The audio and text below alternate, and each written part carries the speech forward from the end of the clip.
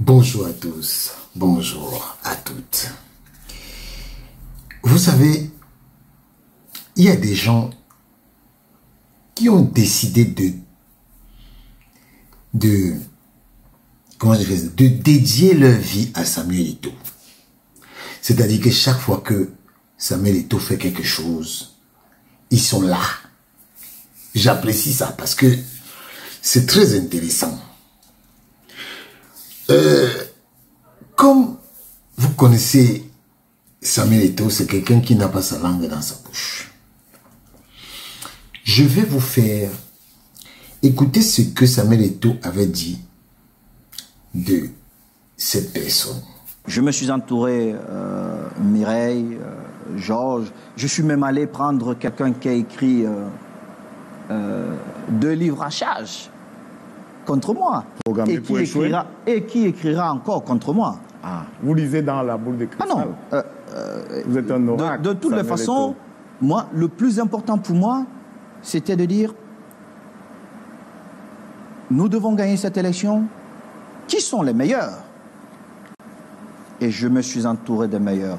Je me souviens encore quand j'avais appelé M. Jean-Bruno Tanier et j'ai dit, Monsieur Tanier, c'est Samuel Eto'o, je souhaite que vous m'accordiez quelques minutes. Et j'ai parlé de mon idée.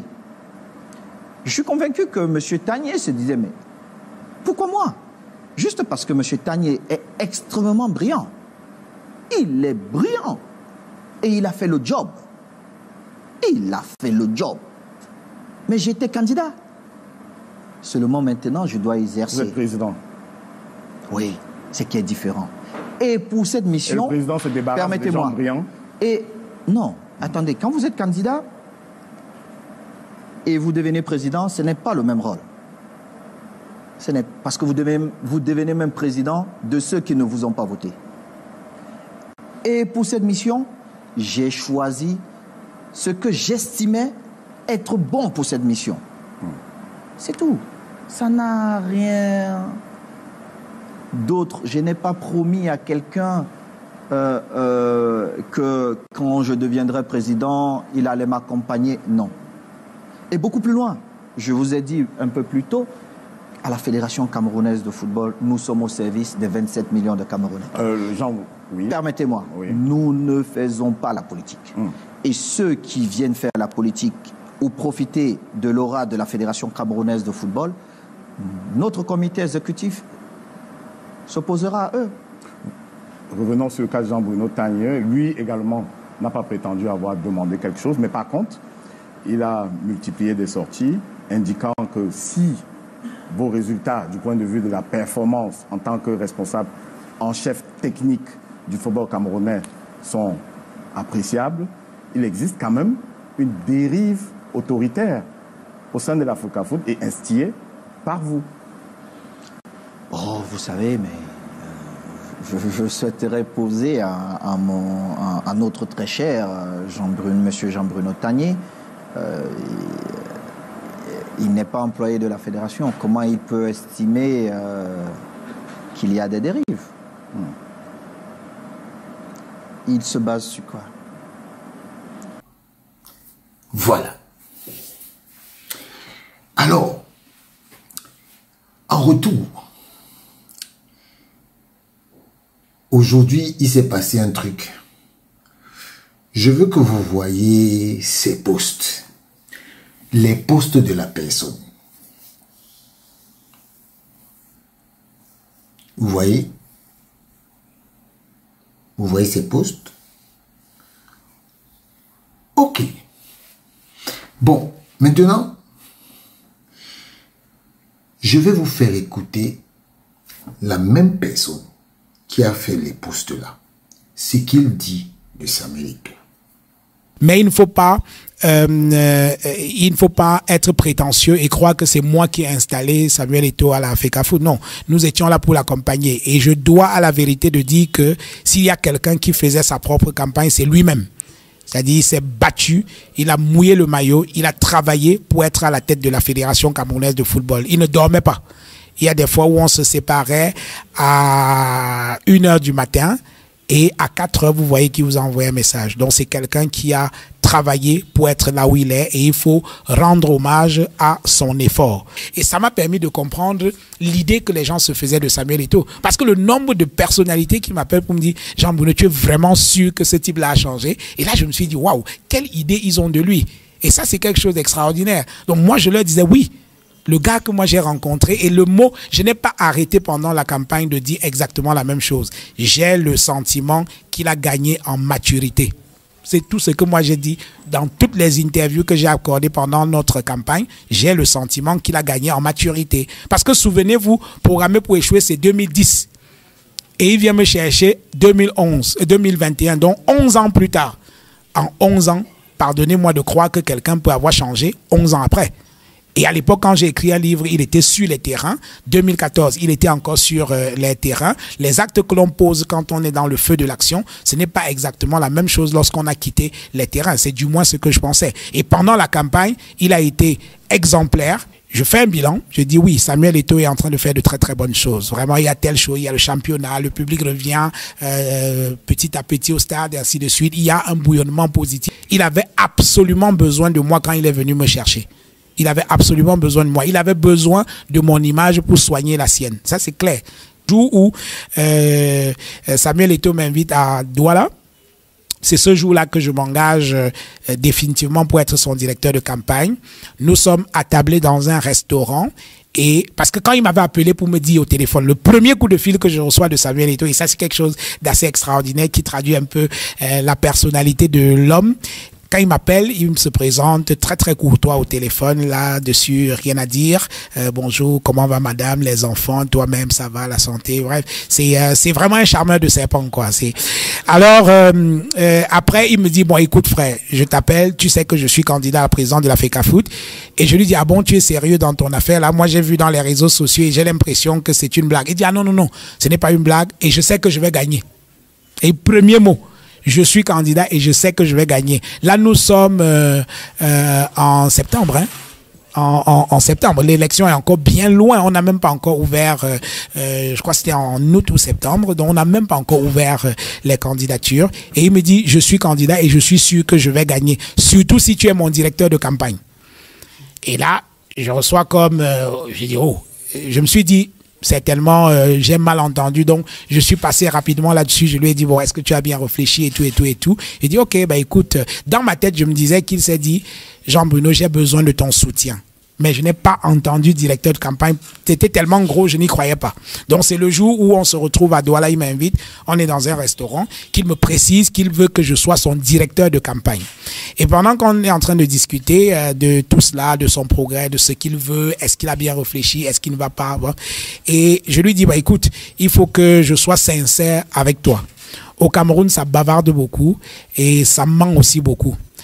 Quand tu vas annoncer que je suis ton directeur de campagne, tu ne vas pas recevoir que des applaudissements. Tu as tes amis dans le gouvernement et tout ça, il y en a pas mal qui ne m'aiment pas beaucoup, bon, ça me dérange pas. Et ils vont te reprocher d'avoir choisi quelqu'un qu'on présente comme un dangereux opposant pour être ton directeur de campagne. Est-ce que tu es sûr que tu vas assumer tout ça? Parce que je suis sûr que dès que tu vas annoncer, les gens vont t'appeler pour dire, ouais, Jean-Bruno, c'est la tête à penser de Camto, c'est lui qui rédige les discours de Camto, c'est lui qui fait ci, c'est lui qui fait ci. Je lui dis, moi, il y a une chose qui est vraie dans tout ce que les gens disent là, c'est que moi, j'aime Maurice Camto. Je l'apprécie en tant qu'intellectuel, en tant qu'une personne qui a un certain nombre de valeurs. Je ne suis pas militant de son parti, non, pas du tout, mais j'apprécie l'homme. Et je lui ai dit en pleine campagne, si on me pose une question sur Camto, je ne veux pas faire de l'anti-Camto pour faire plaisir aux gens ou alors pour être jugé fréquentable. Parce que voilà, quand tu t'appelles Tagne, si tu commences à insulter Camto, alors on dit ouais, lui au moins il est différent, lui au moins il comprend, voilà, c'est ça. Et lui a dit, je ne vais pas faire ça. Si en pleine campagne, on me pose une question sur Camto, je vais dire exactement ce que je suis en train de te dire, que c'est un intellectuel brillant, que j'ai eu comme professeur à l'université, que c'est un homme politique qui a ses qualités, qui a également ses faiblesses. C'est ça. Et moi, je n'ai rien contre ce type. Donc, ne compte pas sur moi pour faire du Camto bashing, pour être jugé fréquentable et tout. Il m'a écouté sans rien dire. Et après, il me dit, Jean-Bruno, on m'a déjà dit tout ça. Ne sois pas naïf, tu penses que je suis venu te chercher sans en avoir discuté avec 2 ou 3 personnes. On me l'a déjà dit. Mais moi, je leur ai dit que tu es un journaliste brillant. Ça, ce sont ses mots. Il a même dit à la télévision, tout le monde a vu. Et j'ai besoin de toi. Moi, je ne suis pas venu faire de la politique. Je suis venu parce que j'ai envie de rassembler les Camerounais autour des valeurs du football. Le Cameroun est déjà trop divisé. Il a fait un long discours, une longue tirade qui était absolument séduisante. Et il m'a dit, je suis là pour te protéger. Alors, quand il m'a dit ça, j'étais prêt à me lever, tout casser en faveur de Samuel Eto'o, parce que j'ai d'abord vu quelqu'un de courageux. Et donc, il dit, j'accepte que je m'en fous. Quand les Lions indomptables jouent, ça c'est Samuel Eto'o.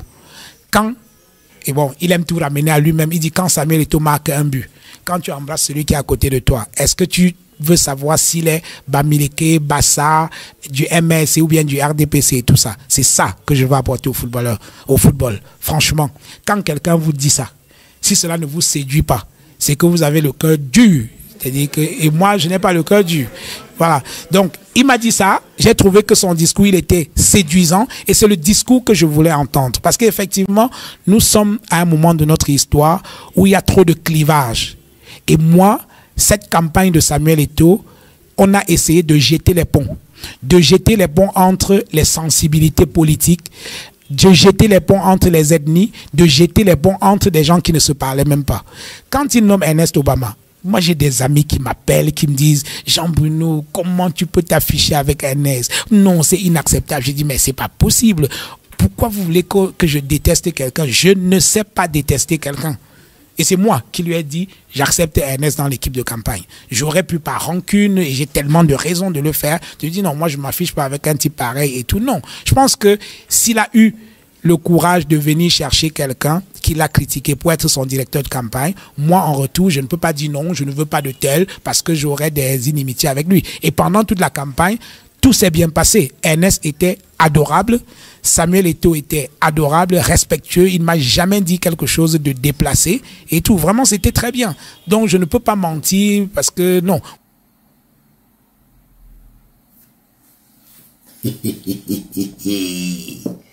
Vous avez écouté le phénomène. Il faut savoir que, comme je vous l'ai toujours dit, Samuel Eto'o, c'est le plus grand influenceur du Cameroun. En fait, ce monsieur, il a quelque chose. C'est que tous ceux qui sont avec lui à un moment et qui se sentent bousculés et qui sentent que ils n'ont plus accès à Samuel Eto'o, ils deviennent fous. Ils deviennent fous. Parce que je ne sais pas ce que ce monsieur a. Comme j'aime souvent demander, Samuel Eto'o, qui es-tu, qui es-tu? Parce que chaque fois que quelqu'un est avec toi, après, il n'est plus avec toi. Qu'est-ce qui se passe? Pourquoi tu fais autant gerber? Pourquoi les gens sont accros? Mais il faut aussi nous dire un peu, donne-nous un peu le secret, parce que nous aussi on a envie d'être comme ça. Je ne comprends pas. Parce que Samuel Eto'o, moi je me suis souvent dit que c'est votre Vietnam. C'est votre Vietnam. Quand il commence à vous dribbler là, avec les yeux hauts, avec les pieds hauts, même parfois même avec les gestes hauts, vous devenez fou. En tout cas, j'ai voulu faire cette vidéo parce qu'il y a beaucoup de gens là qui disent du bien de Samuel Eto'o. Mais après, ils commencent à raconter des balivernes. Que des balivernes. Mais de toutes les façons, il faut savoir que quand on a des convictions, il est difficile de s'en départir. On ne peut pas aujourd'hui dire que quelqu'un est bon. Demain, il faut l'insulter. Après-demain, il faut faire... Et ce monsieur vit toute sa vie. est-ce qu'il peut dire qu'il n'a pas gagné l'argent avec le nom de Samuel Eto'o? Il a fait. Il continue de le faire. Et il va toujours le faire. Comme Samuel Eto'o l'a dit. Qu'il a écrit des livres, il va encore écrire des livres. Voilà. En tout cas, c'est ce que j'avais à vous dire. Mais il faut bien comprendre que les gens ont parfois des convictions en fonction de leur position auprès de Samuel Eto'o. Mais il y en a qui ont de vraies convictions. Et les gens qui ont des convictions, qui ont des propensions mercantiles, financières, c'est eux que vous voyez pavader là. Oh, Samuel Eto'o, oh, il a fait Carrefour, il a fait ceci, il a fait cela. C'est eux là. Donc, moi je n'ai aucun respect pour ce genre de personnes.